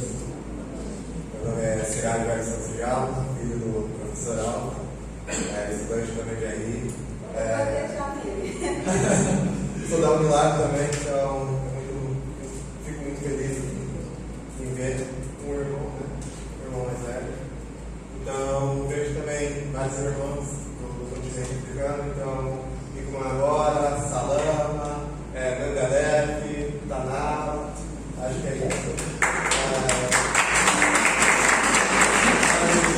Iniciativa, né? Mas espero que isso não seja só uma vez por ano, só no dia 25 de maio, porque eu vejo aqui estudantes da Relações Internacionais, também de Direito, e, tem que aprender sobre o continente africano. Tem uma ideia muito ingênua, né? Que as relações internacionais é só a Europa e os Estados Unidos. vários colegas aqui, o professor Alfa, o professor Omar, o Apate, Edwin, as colegas também, que acabei de conhecer. E eu ouvi um pouco, né? Não vou fazer pergunta porque está bem esclarecido. Eu ouvi a pergunta daquela mulher, da Lei 10.639, né? Na Unilab a gente nem comenta mais sobre a lei, tipo, 20 anos e tal. Não colaborou tanto, colaborou um pouco, a gente mais agora trabalha com uma educação quilombista, né? Que o professor Ricardo Benedito trabalha muito bem, depois posso passar o texto. Eu acho que não só trabalhar com a história geral da África, né? Que o pessoal trabalha muito, mas também com a invenção da África, também como a Europa subdesenvolveu o continente africano, trabalhar com autores como Kizerbo, autores como Cheikh Diop, autores como Mundimbe. Então, eu acho que é isso. Então, estudantes de relações internacionais, por favor, estudem esses autores, não estudem só autores europeus, autores brancos, mas também autores negros, né, como Mundimbe, Cheikh Diop, Kizerbo, entre outros, né, que agora não vem à mente. Então, quando eu digo continente africano, não é só pobreza, o continente africano não é só guerra, as mazelas, é continente africano, não é o país, todo mundo, algumas pessoas até, aqui da UFG, das relações internacionais, acham que a África é um país. Não, a África é um continente africano, com 55 países. Então, Senegal, Guiné-Bissau, Cabo Verde, e várias culturas, vários grupos étnicos, né? Ou até grupos sociais, como a gente fala na Unilab. Eu sou Fula, tenho Pepel, tenho várias outros grupos sociais. Então é isso, é até meio estranho, né, falar aqui, porque antes de vocês sonharem estar aqui, meu pai já me trazia, quando a Fadir estava em construção. Então também fico bem feliz em estar ajudando aos poucos, e é isso. Estudem o continente africano. Muito obrigado.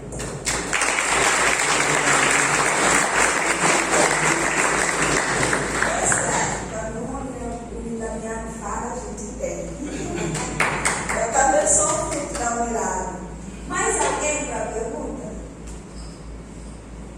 Fernanda, então você foi bem.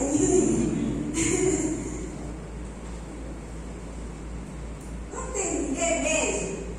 Não fique com vergonha, pode perguntar.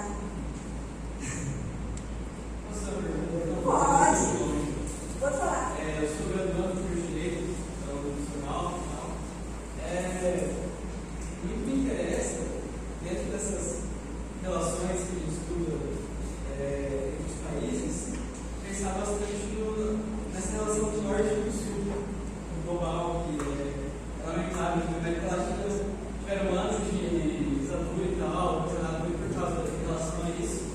Eu queria saber como que essa falta de instabilidade política que isso pode gerar, esse colonialismo, esse neocolonialismo, afeta o desenvolvimento das nações africanas e como que o Sul e o Ocidente pode participar disso também. Mais alguém? Tá, vou passar para o Fernando para responder.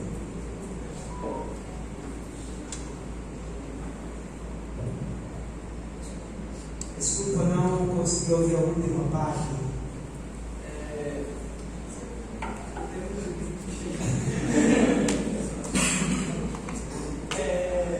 Era só em relação ao marco global, que continua causando instabilidade da maneira que está, e como isso atrapalha o desenvolvimento dos países africanos, e também a relação entre o Sul e o Sul. O nosso professor tem uma consideração disso. Teu nome é? Victor. Vitor, acredito que o surgimento da Operação Sul-Sul é mais no contexto mesmo, como eu já vinha falando, de alinhar, de uma certa forma, certas relações. Quando falamos de política externa, falamos do poder do Estado para Estado, e tem que existir pessoas preparadas para este debate. Mas quando sempre nos ensinam que nós somos mais importantes, vamos fazer de tudo para subjugar o outro. Então, a Operação Norte e sul é isto. Então, o norte sempre acha que é poderio econômico, tem tudo, não precisa de mim. Mas, na verdade, ele precisa de mim para alimentar. Sem um campo, não existe cidade. Sem um campo, não existe cidade. Lembra da reivindicação dos caminhoneiros, acho que foi em 2018, 2019? Lembram? A nível do Brasil, eu estava no Rio Grande do Sul. Foi um pânico total. Porque quando os caminhoneiros decidiram parar, não, tem um direito. Cada um tem o seu direito, mas só talvez não saiba como usar esse direito. Certo? Então, dali, para nós, qualquer um caminhoneiro é um caminhoneiro. Certo? Mas, na verdade, porque nós fomos ensinados assim. Não fomos ensinados que o caminhoneiro tem importância, o faxineiro tem importância, a faxineira tem importância, o segurança tem importância. Certo? Então, isto que estamos falando, que acredito que Steven Mesaros vai falar na sua obra Educação para Dentro do Capital. Hoje, a escola está sendo transformada num instrumento, numa mercadoria, mas que não deve ser. Deve-se voltar à sua essência, que é fazer o homem compreender a sua sociedade e poder compartilhar o bem comum entre o seu pai e a sociedade.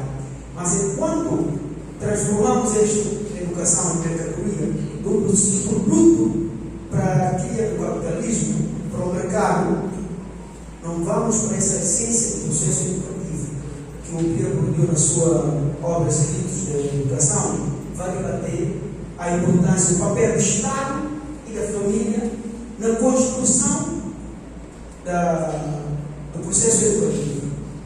Se voltarmos atrás, vamos ver logo a educação, vamos voltar a criar novas políticas, avaliá-los lá na base, porque o processo educativo é o ciclo de base para a universidade. A universidade é a base. Se não tiver uma boa universidade, acha que vai ter uma boa base.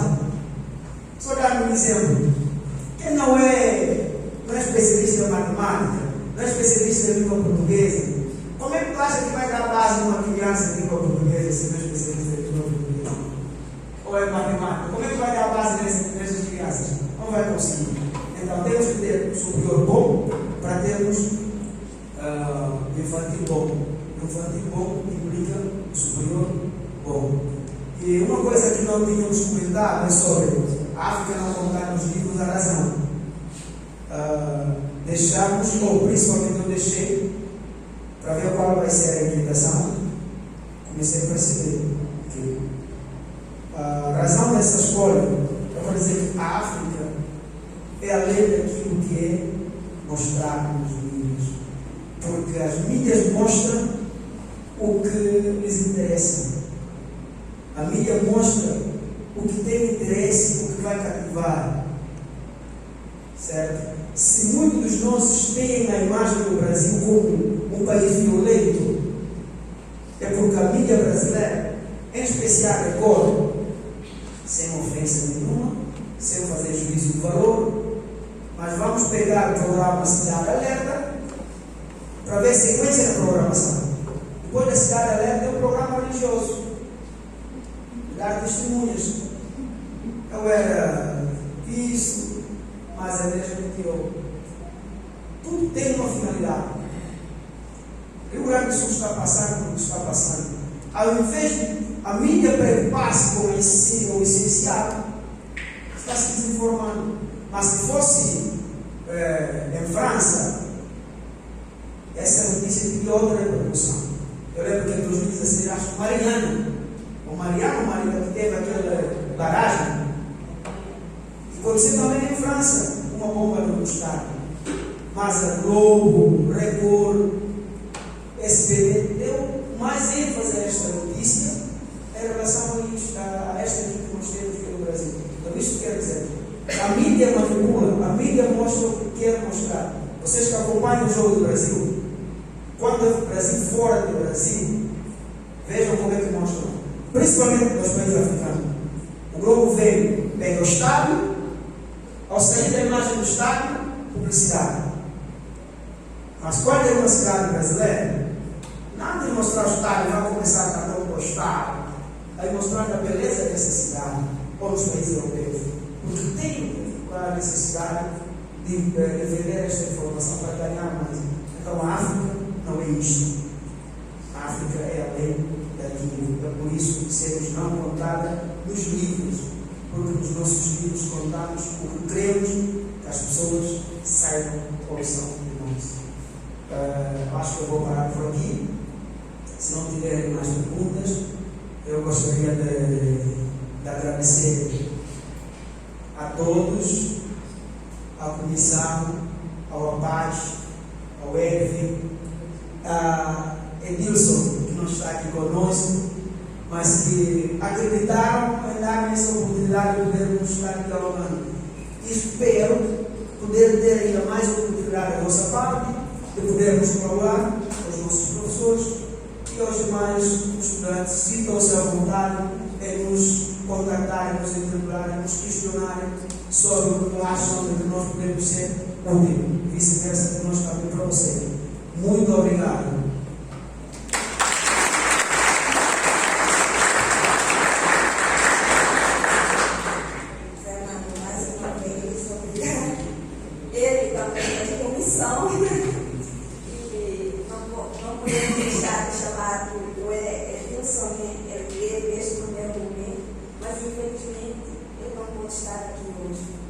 Nas sociedades africanas, a gente tem um respeito muito pelos mais velhos. E a gente chama do sagrado. Ah, tem pergunta? Tá, desculpa.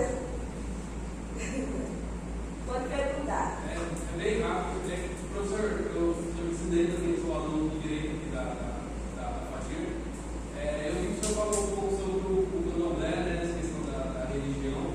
E muito interessa esse tema também, porque na nossa luta, Paulo indígena, a gente sempre leva a nossa ancestralidade, o nosso culto aos nossos ancestrais muito forte.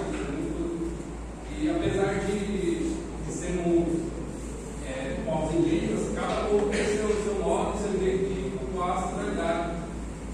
E eu queria saber se lá também no continente africano é assim, porque a gente ouve falar do candomblé, especificamente no Brasil, a gente ouve. Se lá existe, cada povo existe seu próprio jeito, sua própria religião, ou o candomblé é uma religião, ou se não é também, como o senhor pode explicar isso?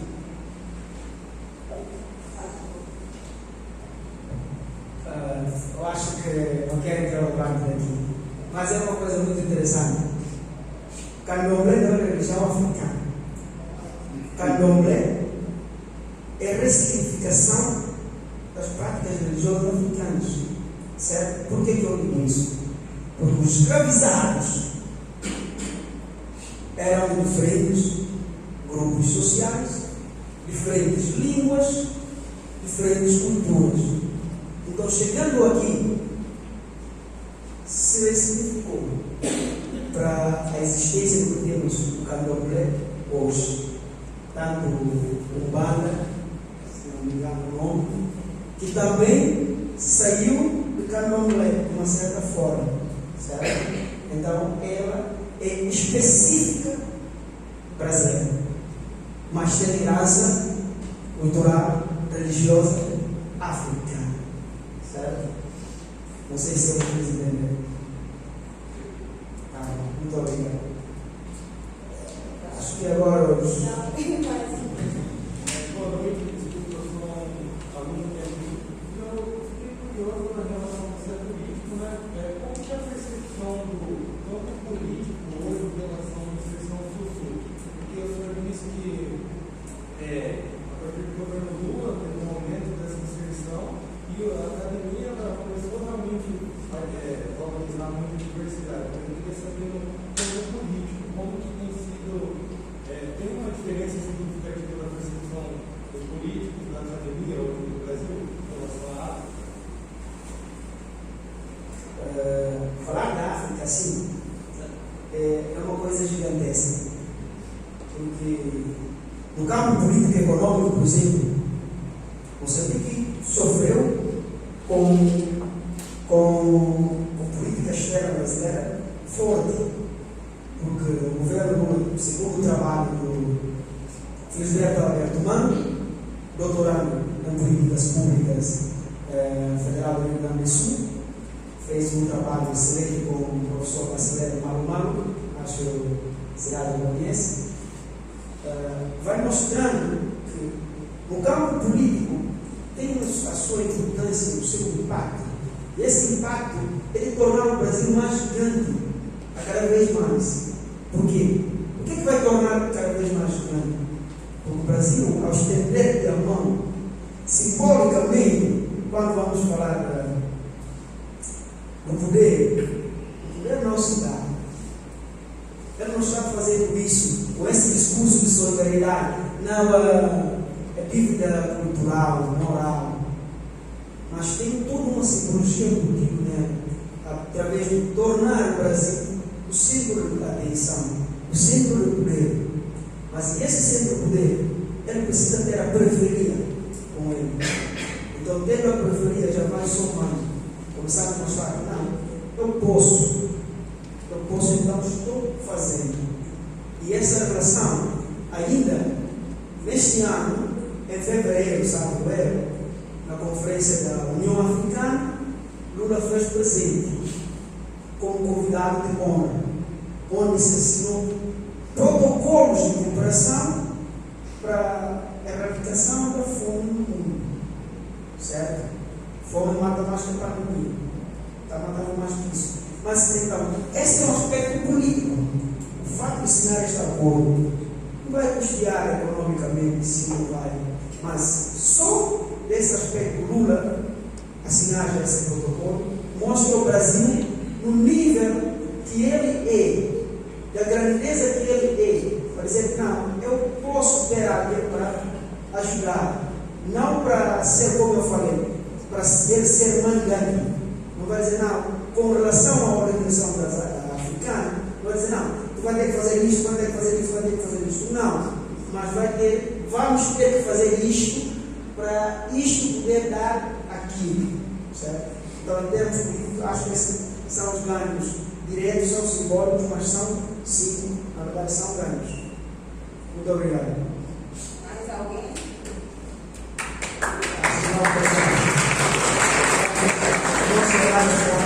Acho que os parabéns dos nossos irmãos velhos, já vai ser uma bênção para nós. Como eu estava dizendo, tem um provérbio africano que fala: a palavra dos mais velhos são sementes de uma palmeira. Eles brotam e transformam em árvore. Para isso, eu quero convidar o professor Alan Pomar para dar suas contribuições finais.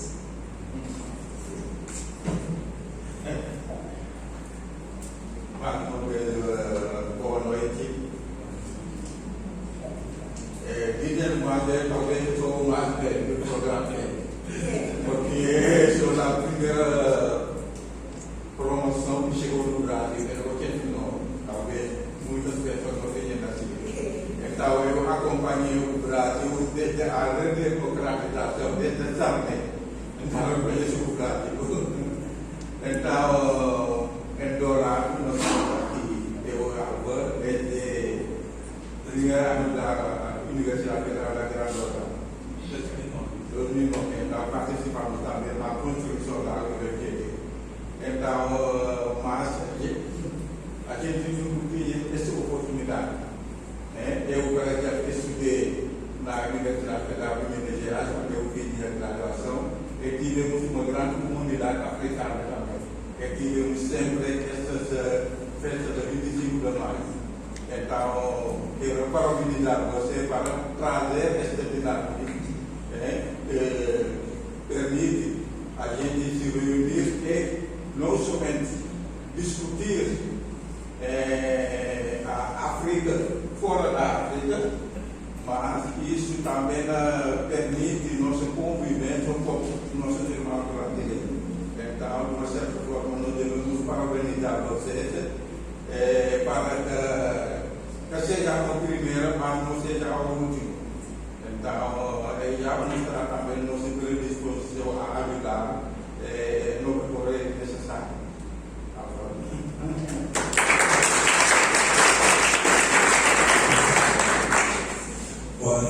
novamente, para não perder o costume, vou fazer a chamada. Parabenizar os organizadores pelo evento e a presença de todos. E eu acho que é o primeiro evento, mas a gente pode continuar. Já tem um desafio, eu acho, o próximo seria que seja organizado entre os africanos e os brasileiros juntos, para mostrar a relação que existe entre todos. Até porque a União Africana diz que a sexta parte do continente é os afrodiaspóricos. Então, se são os afrodiaspóricos, então um evento em comemoração ao Dia da África, a minha sugestão seria organizado entre os africanos e os brasileiros. Então, parabéns para todo mundo. Obrigado.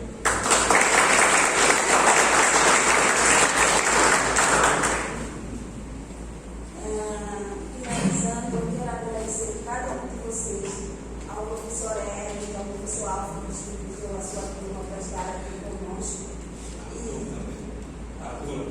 ao professor Arthur, e agradecer a presença de vocês. É cansativo, é muito cansativo estudar para nós, mais de uma hora, mas eu acho que a gente esclareceu algumas coisas aqui hoje. O Fernando falou muito, mas eu creio que a gente levou um pouquinho de inquietação para casa. Isso vai investigar mais sobre a África, porque é um continente assim. Não estou falando porque eu sou africana, mas é uma diversidade cultural muito gigante. E a África tem muito para contribuir com o Brasil, da mesma forma que o Brasil tem. E, mais uma vez, muito obrigada. Por favor, não sai, deixa a gente tirar uma foto para registrar o momento.